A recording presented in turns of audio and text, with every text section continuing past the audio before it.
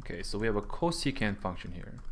Cosecant, note that is a reciprocal of sine. So whatever sine is actually approaching 0, which is at 0, right, at 0 and at pi, right, cosecant will be undefined.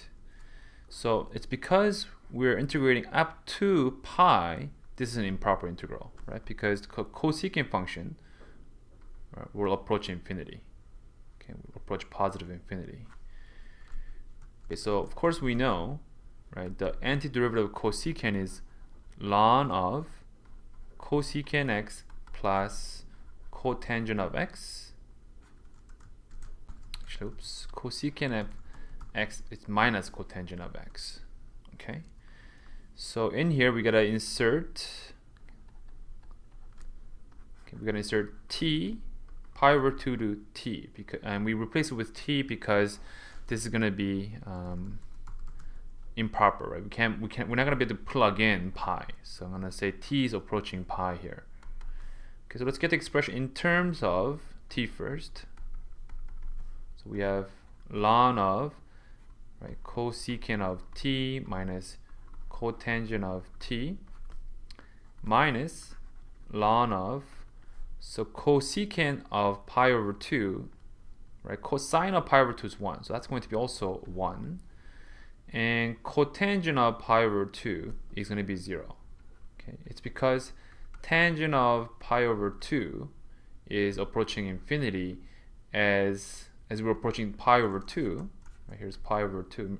Recall that the tangent graph looks like that. Right, so it's approaching positive infinity. So the reciprocal of that will be approaching 0. Okay, so this whole thing is going to just turn 0. So we just have this expression here. Okay. Okay, so now for this,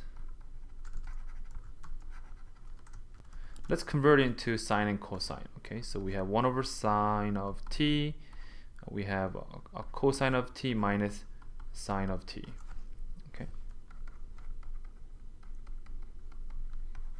Okay, so that's going to have a common base of sine of t and 1 minus cosine of t on the top. Okay, so on the numerator, you know that cosine of pi is going to be negative 1. Okay, so we have 1 minus of minus 1 approaching 2. Okay, we have approaching 2. But sine of pi, okay, sine of pi is definitely approaching 0. So we have clearly this expression here is approaching a really large number. Okay, because we have 2 divided by a really small number from the positive side. Okay, so this whole thing is going to be divergent.